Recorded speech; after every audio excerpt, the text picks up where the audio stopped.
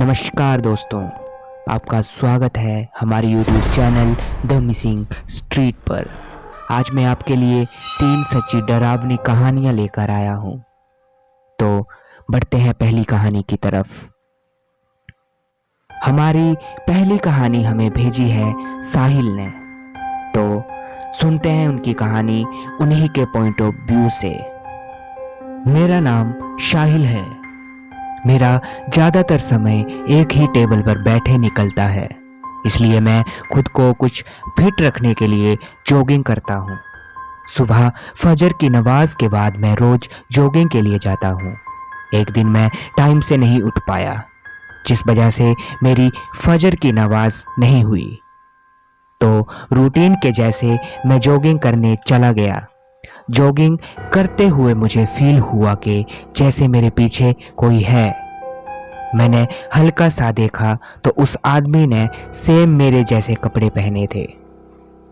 मैं सांस लेने के लिए एक जगह रुका तो वो आदमी मेरे सामने आ गया और मुझसे हाय हेलो की और बोला, इस उम्र में इतनी जल्दी थकना अच्छा नहीं। तो मैंने उससे बोला कि नहीं, आज मेरा पहला दिन है।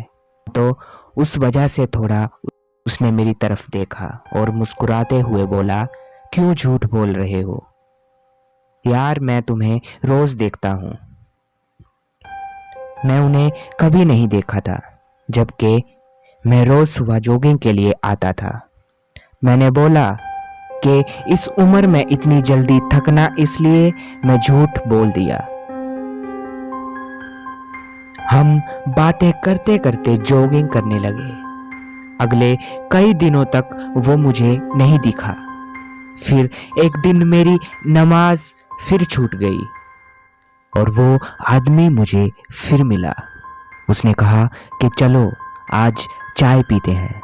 मैं भी उसके साथ चल पड़ा। हमने एक टपरी पे चाय पी और मैंने उसे कहा कि कल मेरे घर नाश्ते पर जरूर आना। उसने भी हामी भरी। अगले दिन मुझे वो नहीं मिला। 2 दिन बाद फिर मेरी नमाज छूट गई और वो आदमी मुझे फिर से मिला। जब मैं उससे मिला तो मैंने देखा कि उसके हाथ की सिर्फ 3 उंगलियां थी, जबकि मुझे याद था कि जब मैं पहले उससे मिला था तो उसके हाथ ठीक था, पर मैंने इस बात को ऐसे ही जाने दिया। फिर एक दिन मेरी शाम की नमाज छूट गई तो मैं खाना खा के वॉक पे निकल गया तो मुझे वो आदमी फिर से मिला, पर इस बार मुझे उसकी रंगत, उसकी आवाज अलग सी लग रही थी। मानो लग ही नहीं रहा था कि ये वही आदमी है जिससे मैं पहले मिला था। तो उसने बातों बातों में मुझसे कहा कि आज का डिनर मेरे घर पे करते हैं। मैंने उसे मना कर दिया क्योंकि मैं खाना खा चुका था, पर उसके बार बार कहने पर मैं उसके साथ चल दिया। तो वो मुझे एक कच्चे रास्ते से जंगल की तरफ ले जा रहा था, जहां से कोई आता जाता नहीं था। उसने मुझे कहा, घबराओ मत, ये शॉर्टकट है। तो मैं उसके साथ चलता रहा। रास्ते में वो बार बार मेरी इसके बारे में पूछ रहा था कि क्या मैं 5 टाइम नमाज पढ़ता हूँ। मुझे ये सब बहुत अजीब लग रहा था कि अचानक मेरे फ़ोन की रिंग बजी, जो कि मैंने अजान लगाई थी। मैंने फ़ोन निकाल के देखा तो मेरे दोस्त की मिस कॉल थी। इतने में मैंने उस आदमी को देखा तो वहाँ कोई भी नहीं था।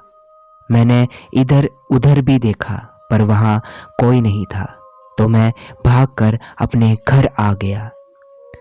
बाद में मैंने ये बात अपने दोस्त को बताई तो मेरे दिमाग में आया कि ये आदमी मुझे तब ही मिलने आया जब जब मेरे से नमाज छूट गई तो मेरे दोस्त की अम्मी ने मुझे बताया कि ये जरूर एक जिन्नात की किस्म थी जिसे छलावा कहते हैं। ये कोई भी रूप बना सकते हैं। तो बढ़ते हैं दूसरी कहानी की तरफ। ये कहानी हमें भेजी है मोहम्मद यूनुस ने। ये घटना उनके पिताजी के साथ घटी थी। उनके पिताजी का नाम मोहम्मद दस्तगीर है। तो सुनते हैं उनकी कहानी उन्हीं के पॉइंट ऑफ व्यू से। उस वक्त मेरे पिताजी की उम्र लगभग 13 साल की थी। वे अपने दोस्तों के साथ घूमने निकले थे। वे अपने दोस्तों के साथ अपने घर से काफी दूर चले गए थे। उस टाइम लगभग शाम के 7:30 बजे थे। वे चलते चलते एक सुनसान रास्ते में पहुंचे जहां एक घर था। वहां के लोगों का मानना था कि उस घर में एक चुड़ैल रहती है। तो उन्हें वो घर दिखा। मेरे पिताजी के एक दोस्त ने उस घर के बारे में हम सबको बताया और हमें वो डराने की कोशिश करने लगा। हम बहुत ज़्यादा डर चुके थे। हम वहाँ से भागने लगे, पर ये क्या हो रहा था हमारे साथ? जहाँ से हम भाग रहे थे हम वहीं ही आके पहुँच रहे थे। अब हम डर के मारे जोर जोर से चिल्लाने लगे थे और इधर उधर भाग रहे थे। थोड़ी देर के बाद वहाँ कुत्तों के भौंकने की आवाज़ें आने लगी और हमें उस घर से किसी भयानक सी औरत को आते देखा।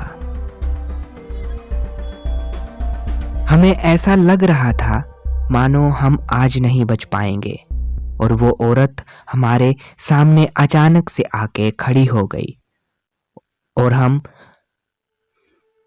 हम लोग बेहोश हो गए। जब हमारी आंखें खुली तो हमारे सामने हमारे मम्मी पापा थे। फिर हम लोगों ने उन्हें वो सारी बातें बताई। उन्होंने हमें बहुत ज़्यादा डांटा और हमें इस रास्ते पे आने को मना किया। अब क्या पता वो चुड़ैल थी या हमारा कोई वहम, बट उस टाइम हम बहुत ज़्यादा डर गए थे। ये तीसरी कहानी हमें भेजी है हमारे ही एक सब्सक्राइबर ने। उन्होंने अपना नाम पता बताने से मना किया है। तो आइए सुनते हैं उनकी कहानी उन्हीं के पॉइंट ऑफ व्यू से। मैं आपको एक परी और मेरी जिंदगी की कहानी बता रहा हूँ। मुझ पर किसी ने काला जादू कर दिया था जब मैं करीब 12-13 साल का था। मेरा कहीं भी आना जाना, घर से बाहर घूमना फिरना बंद कर दिया था मैंने। और धीरे धीरे मैं एक घर में जेल के कैदी के जैसे रहने लगा था। मेरा कुछ भी करने को मन नहीं करता था। धीरे धीरे मैं घर में दबने लगा। कोई मेरा शरीर को कसकर दबा लेता था। फिर मैंने इस चीज से बाहर निकलने का उपाय सोचा। मैंने अपने घर में माँ काली की एक फोटो रखी। मैं माँ काली की पूजा करने लगा, मगर थोड़े दिन तो कुछ नहीं हुआ। मगर करीब 10-20 दिन के बाद वो मुझे परेशान तो नहीं करती थी, मगर वो मुझे सपने में बोलने लगी, मैं परी हूँ, मैं आपको इस परेशानी से बाहर निकालना चाहती हूँ। एक दिन तो यही आवाज़ आई। दूसरे दिन वो मुझे मारना चाहती थी क्योंकि मैं माँ काली की पूजा करने लगा था, तो वो मेरे शरीर को छू नहीं सकती थी। तो मुझे सपने में वो मुझे कुछ मंत्र देने लगी। उसने कहा कि ये मंत्र अप्सरा के हैं। अगली सुबह जब मैं उठा तो मैं उन मंत्रों को डिकोड करने की कोशिश करने लगा और दूसरे दिन उस चीज ने मुझे फिर से कोई मंत्र दिए। पहले तो मेरे दिमाग में आया कि मैं इन मंत्रों की साधना करूं, पर फिर मैंने सोचा कि मैं इन मंत्रों को किसी को दिखा देता हूं, उसके बाद कुछ करता हूं।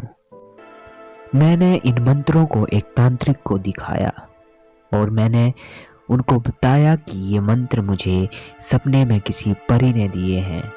तो उन्होंने कहा कि ये मंत्र किसी परी के नहीं हैं और ना ही किसी अप्सरा के हैं। उन्होंने बताया कि ये वही प्रेतनी है जो तुम्हें सपने में दबा लेती थी और ये पिशाचनी तुम पर किसी ने भेजी है। आज तुम्हारी जान जाने से बची है। अगर तुमने इन मंत्रों को उच्चारण किया होता तो वो तुम्हें मार डालती। उन तांत्रिक बाबा ने उसे बांध दिया था और मेरी समस्या से मुझे छुटकारा मिला। उसके बाद से उन तांत्रिक बाबा को मैंने अपना गुरु मान लिया और फिर उन्होंने मुझे साधनाएं करवाई और मैंने करी भी और मेरे पास सिद्धि हो गई और आज भी है। मैं आप लोगों को यही कहूँगा कि आप किसी भी साधना को यूं ही YouTube से उठाकर ना करें, इससे आपकी जान भी जा सकती है। तो दोस्तों, आपको हमारी कहानियाँ कैसी लगी? अगर अच्छी लगे तो हमारे चैनल को सपोर्ट करें ताकि हम आपके लिए ऐसी ही अच्छी अच्छी कहानियाँ लेकर आते रहें। हमारे चैनल को सब्सक्राइब करें और हमारी वीडियोस को लाइक करें। धन्यवाद।